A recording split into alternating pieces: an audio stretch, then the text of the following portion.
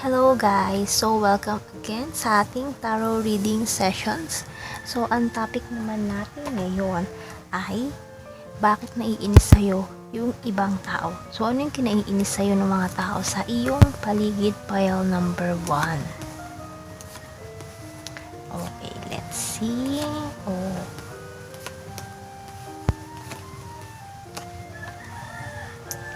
Okay, pile number 1. Sa nakikita ko dito, insecure sila sa'yo, pile number 1, dahil ang haba ng hair mo. Or kung lalaki ka naman, ay very attractive, pile number 1. So, maraming insecure sa'yo sa iyong panlabas na anyo.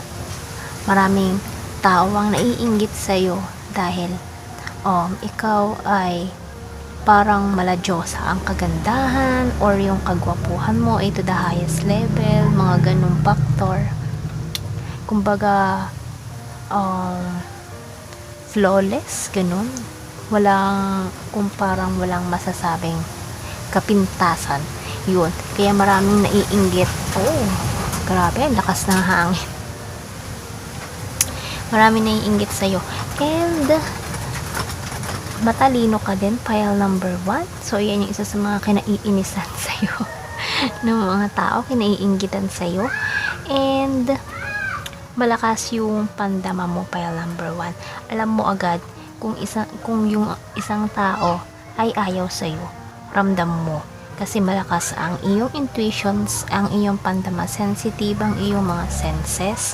At ramdam mo agad kung ang isang tao ay aayaw sa'yo or kung ang isang tao ay plastic or hindi totoo.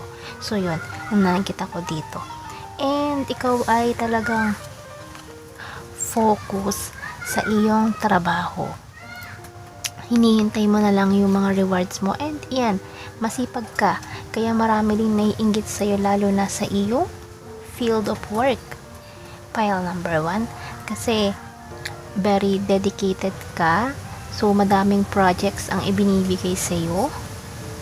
Maraming rewards ang nakukuha mo dahil ikaw ay masipag. So maaaring ikaw ay ilang beses nang naging employee of the month, employee of the year, mga ganong factor. Kasi sa nakikita ko dito, ikaw ay nagsusumikap para sa iyong pamilya. Kasi marami kang responsibility, maaaring breadwinner of the family, and marami kang sinusuportahan sa iyong family. Kaya naman ganun na lang kung ikaw ay magpursige sa iyong trabaho. And sa nakikita ko, mukhang hindi lang isa yung iyong work ngayon. So may nakita pa ako ng mga sidelines. Marami kang racket, pile number 1, kasi marami kang mga pinabayaran. So, hindi nare-realize yun ng mga taong naiinggit at naiinis sa'yo. Kasi, ang iniisip lang nila ay yung mga nakukuha mong benepisyo, pero hindi nila alam na itong pinaghihirapan mo ay hindi naman talaga nagtatagal sa'yo. Kasi, syempre, marami kang pinaglalaanan, marami kang bayarin, marami kang responsibilidad na kailangang unahin. So yun, niinggit sila sa'yo dahil akala nila napakagaan ng buhay mo, pero hindi nila alam na marami kang pasanin sa buhay. Kaya ikaw ay todo kayod, pile number 1. So yun yung mga nakikita ko dito sa iyong cards. And talagang marami naiinis sa'yo kasi iniiwasan mo na lang sila. Imbes na makipagtalo ka, imbes na pansinin mo itong mga taong ito, nagwo-walk away ka na lang sa kanila, hindi mo na lang sila pinapansin kasi alam mo sa sarili mo na wala kang ginagawang masama. So yun, and ramdam mo kung ayaw sa ng isang tao, umiiwas ka na lang, kaya ayaw mo ng gulo, kaya yung ginagawa mo. So ginagamit mo talaga ang iyong intellectual side, yung pagiging matalino mo, logical, and yung malakas na senses mo. So yun yung mga kinaiinisan sa iyo nitong mga taong ito na naiinggit sa iyo, pile number 1. Okay? And very spiritual ka din, file number 1. So maaaring ikaw ay mayroon ka ding mga spiritual sides na ginagawa, or maaaring tarot reader din or whatsoever. Ayan. So yun yung mga nakikita ko dito sa iyong card. So ika-clarify pa natin to see more.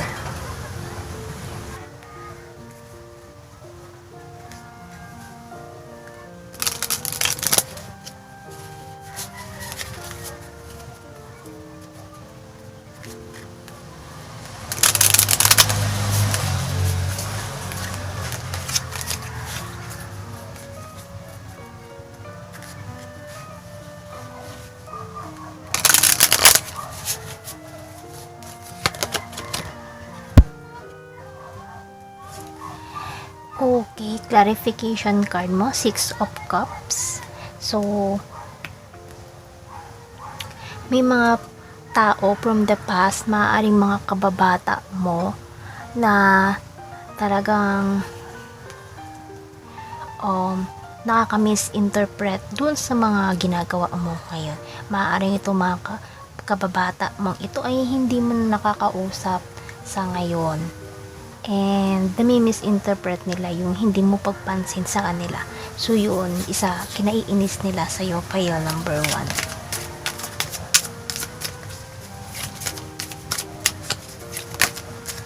Oops. Okay, we have Knight of Swords. So ayan, may mga tao din na naiinis sa'yo sa iyong pananalita. So, way of yung mga words. So, maaaring ikaw ay very takles sa talagang hindi ka natatakot na sabihin itong mga gusto mong sabihin. Kaya maraming tao naiinis sa'yo kasi hindi ka plastic na tao. Sinasabi mo yung mga nasa isip mo and talagang hindi ka nag-sugarcoat ng mga salita na gusto mong sabihin dito sa mga taong ito. And you also have the Star. So, ito pa isa sa kinaiinisan sa'yo ng mga tao. So, sa pagiging totoong tao mo, marami ang naiinggit sa'yo kasi maraming humahanga sa'yo dahil dito sa mga positive traits mo sa panlabas na anyo, kasi talagang wala akong masasabi doon. And matalino ka, maganda, gwapo. So nasa sa'yo na lahat. So maraming naiinggit sa'yo doon dahil sa mga qualities na yun. Kaya maraming naiinis sa'yo. And you have the 10 of Cups. So ayan. So you have a happy family, file number 1. So yun, isa kinaiinggitan sa'yo ng mga taong ito.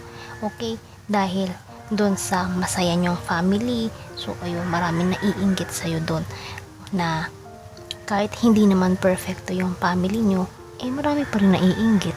So hindi natin alam ang dahilan ng mga taong to. And we have the King of Pentacles. Ayan. So kahit na ganun, very down to earth ka pa rin. Kahit na maraming taong sumisira sa'yo, naiinggit sa'yo. So talagang hindi na natin mahawak itong isip ng mga taong ito kasi hindi naman natin mapiplease lahat ng taong nasa paligid natin. And you have the Fool card. So you're a risk taker. So hindi ka takot na sumugal or sumuong sa isang opportunity na sa tingin mo ay tama, sa tingin mo ay makakapagbigay sa'yo na magagandang oportunidad. And you have this Ace of Swords. So talagang magaling ka sa communication, pile number 1. So yun, magaling kang magsalita. Kaya marami ang nahuhook sa iyong personality dahil magaling kang magsalita. Kumbaga, mabokal kang tao and maraming na-attract sa'yo dahil dito. Kaya maraming naiinggit din sa'yo, or kumbaga kung sa sales, magaling kang mag-sales talk, mabulaklak ang iyong dila. Kaya maraming tao ang humahanga sa'yo at nagiging dahilan din kaya itong mga negatron ng mga negatron sa iyong paligid ay naiinggit at naiinis sa'yo. Pile number 1. Okay, oops, last card mo ay Four of Pentacles. So, ayan, so talagang may sentimental value ka rin na tao, pile number 1. And talagang yun, isa din sa kinaiinggitan sa iyo ng mga tao, mga negatron sa iyong paligid. Kasi ikaw ay merong pagpapahalaga dun sa mga bagay-bagay na ibinibigay sa iyo ng mga taong nagmamahal sa iyo. So yan, kasi hindi naman talaga natin mapiplease lahat yung mga tao na nasa paligid natin. So, yung mga negatron na yan, hayaan na lang natin sila, mapapagod din sila na tayo husgahan. Okay? So, pile number 1, that's your reading. Thank you for watching. So, welcome po, pile number 2. So, ang topic natin ngayon ay kung ano ba ang kinaiinis sa'yo ng mga tao nasa paligid mo or kinaiinggit sa'yo. So, ating aalamin yan.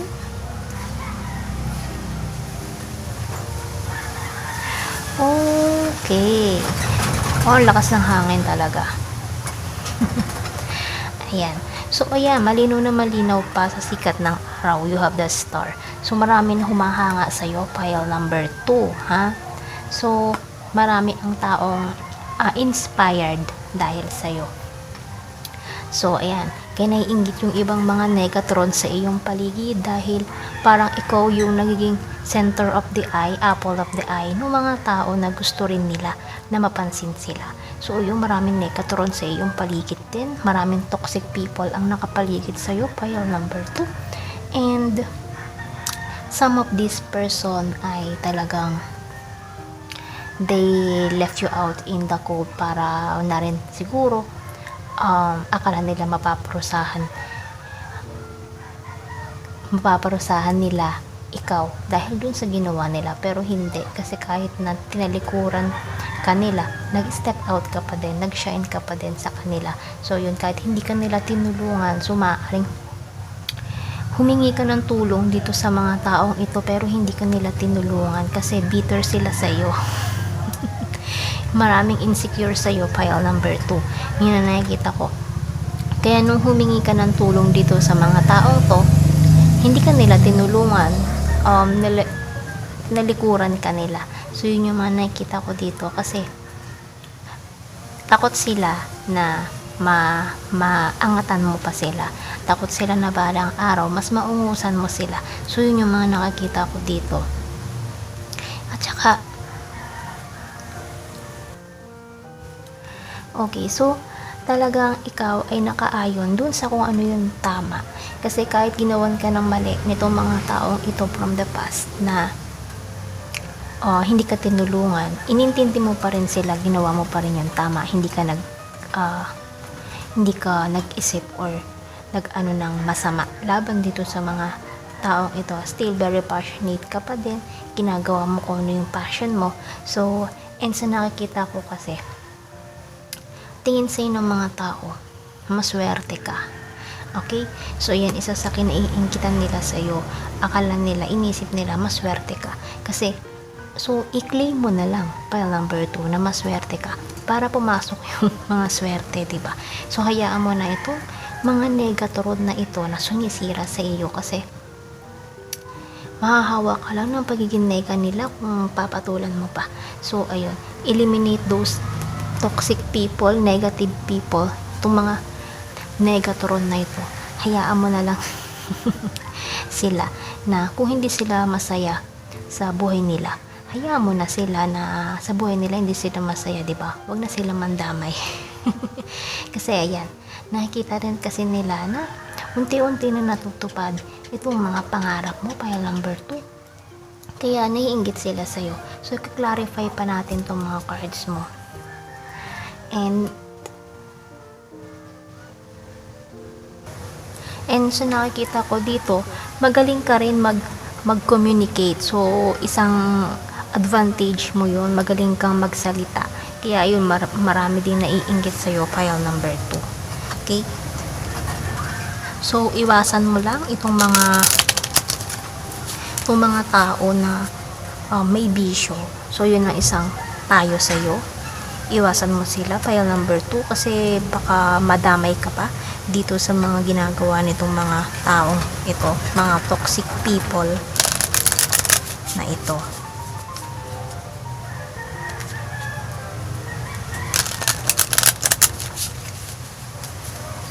Okay, let's see.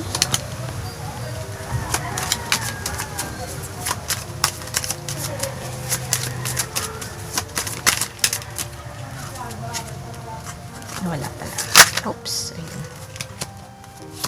You have the sun. So, very bubbly ka, funny. So, and you love fun and adventure, pile number 2. Kaya marami rin naiinggit sa'yo kasi masayahin kang tao. So, hindi ka negatron. So, yun ang isa sa kinaiinggitan sa'yo ng mga tao. And you have the Ace of Cups. So, talaga mapagmahal ka. And binubuhos mo lahat ng kaya mong ibigay dito sa mga taong mahal mo. Kaya marami rin talaga ang naiinggit sa'yo at gustong maging ikaw. So, hinahangad nitong mga ito na maging katulad mo sila. And you have the Two of Pentacles. So, ayan, kasi maraming mga opportunities ang darating sa iyo, pile number 2. And maaaring mag-juggling ka dito sa mga opportunities na ito, or yun sa mga opportunities na dumating sa iyo. Kaya itong mga negatron na ito na sa iyong paligid ay naiinggit, pile number 2. Niinis sila sa iyo, sa guts mo. Okay, so we have the Three of Pentacles. So, ayan. Mag-ingat ka lang dito sa mga taong gusto makipag-collaborate sa'yo. Pile number 2. Kasi, maaaring isa dito sa mga naiinggit sa'yo ay itong mga taong to. So, maaaring sumira ito dito sa iyong pangalan. So, mag-iingat ka lang. Okay, and we have the Lover's card. So, ayan, isa sa kinaiinggitan sa'yo marahil yung mga naging karelasyon mo. So, marahil itong mga taong ito may gusto doon sa mga naging karelasyon mo before or karelasyon mo ngayon. Kaya marami naiinggit sa'yo kasi itong mga naging karelasyon mo or karelasyon mo ngayon ay gustong gusto nila. Kaya kinaiinisan talaga nila ikaw, pile number 2. So, yun yung mga nakikita ko dito. Oops. And so, we have the Knight of Swords. So, ayan. So, marami din talaga nakikipag-usap sa'yo ngayon na tao na gustong-gustong makausap nitong mga negatron na nasa paligid mo. Kaya insecure na insecure sila sa'yo. And you also have the shadow side, which is the devil. So, talagang maraming negatron. Maraming toxic people ang naiinggit sa'yo, pile number 2. Kaya eliminate those people. So, iwasan mo na lang itong mga taong ito. And you have the Nine of Pentacles. So, talagang very independent kang tao. Kaya marami talaga, ito isa rin sa kinaiinisan sa'yo ng mga tao. Kasi, ayan, kahit hindi ka nila tinulungan o nangangailangan ka ng tulong, still, kaya mong tumayo sa sarili mong paa. So, ayun yung mga nakikita ko dito. So, kahit hindi ka nila tinulungan in the past dun sa mga problems mo, na kaya mong suungin mag-isa kasi you're a strong, independent person, pile number 2.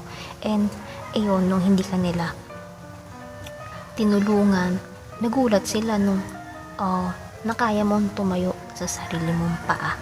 So, yun, lalo silang nainis. Yung mga negatron, lalo nainis sa'yo, pile number 2. So, yun yung reading mo, pile number 2. And, thank you for watching. So, welcome, pile number 3.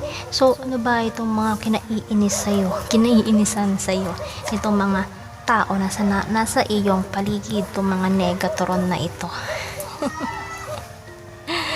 Ayan, sa ating alamin. Oh.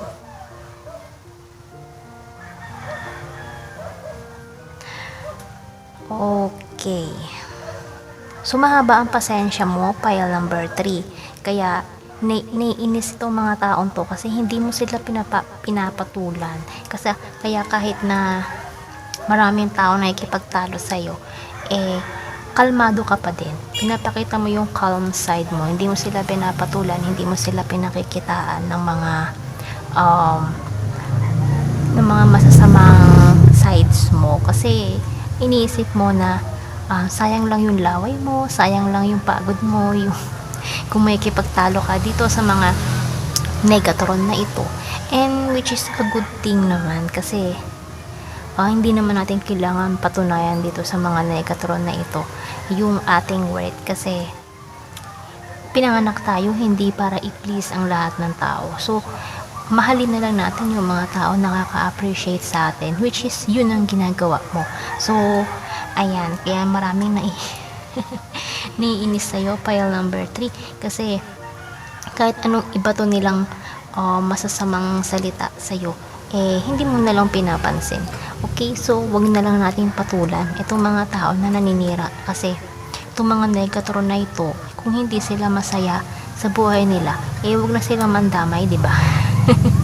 So ayan, isa sa kinaiinggitan, kinaiinisan sa'yo nitong mga Negatron na ito ay madaming opportunities na dumarating sa'yo, pile number 3.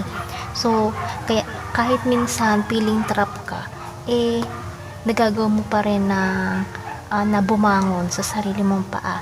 Kahit na ikaw ay ilang beses na nadapa sa mga problems mo, nagagawa mo pa rin bumangon at bumangon para sa iyong pangarap, para sa iyong pamilya. Kasi yung family mo ang isa sa iyong mga inspirasyon, kaya ikay patuloy na lumalaban and patuloy na nagsusumikap para sa iyong pangarap. And you have the Ace of Wands here, new passion.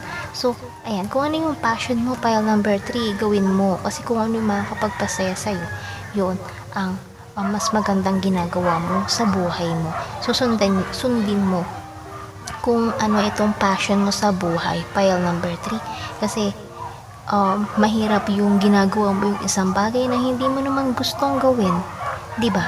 So parang napipilitan ka kasi kung ginagawa mo yung passion mo, masaya ka sa araw-araw kahit nagtatrabaho ka, kahit mahirap, nakakapagod, at least nag-e-enjoy ka, di ba? So yun ang kagandahan kapag ginagawa mo yung iyong passion. So ayun, and you have the Two of Cups here. So, yan, marami rin naiinggit sa'yo sa love life, pile number 3. So, parang, itong mga tao na naging karelasyon mo before, or kung ikaw ay in a relationship ngayon. So, maraming naiinis sa'yo kasi itong mga naging karelasyon mo ay gusto din nila na hindi sila pinansin. Or maaaring yung mga ex-partner na itong mga naging karelasyon mo, naiinis sa'yo kasi di hamak na mas lamang ka kesa sa kanila. So yun, yung mga kinaiinisan nitong mga taong ito sa'yo.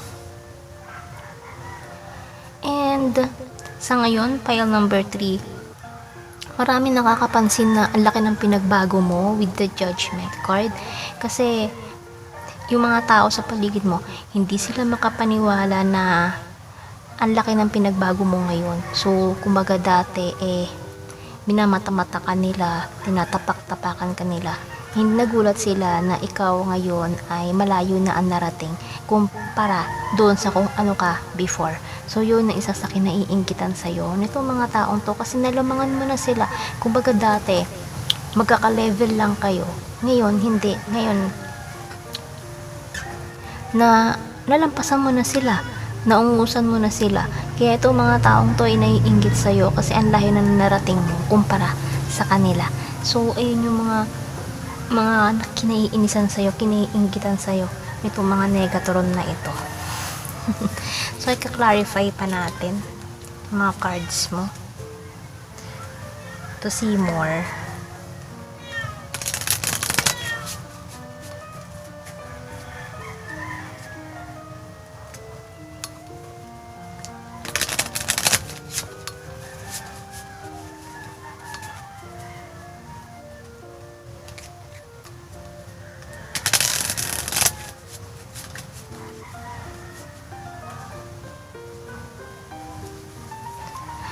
Okay.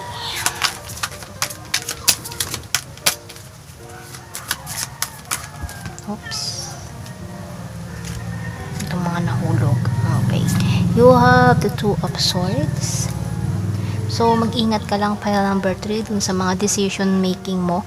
Wag kang susuong sa isang desisyon na pikit mata mong susuungin na sabi mo, bahala na, ito na lang. Wag ganun. Kasi pag-isipan mo mabuti kasi baka ito lang yung hinihintay ng mga Negatron sa paligid mo na magkamali ka. Okay? Kasi once na magkamali ka ng desisyon, maaaring gamitin ito ng mga Negatron na ito para pabagsakin ka. So yun, mag-iingat ka. Okay, you have the Three of Pentacles. Kaya yan, kung about sa business, proposal, itong decision making na kailangan mong gawin. So, kailangan mo talaga na pag-isipan mabuti itong mga job opportunity na ito or business proposals na ito. Okay? So, you also have the Emperor. So, ayan. So, nakikita ko kasi na ikaw ay isang leader. Pile number 3. So, maaaring newly promoted ka or isang manager sa inyong kumpanya. So, ayan. Kaya marami naiinggit sa'yo kasi itong mga nasa paligid mo ine-expect nila na sila yung ma-promote pero ikaw yung na-promote, ikaw yung nabigyan ng ganun opportunity. So, ayan, isa sa mga kinaiinggitan sa'yo ng mga tao na nasa iyong paligid kasi iniisip nila na mas deserving sila doon sa promotion na ibinigay sa'yo.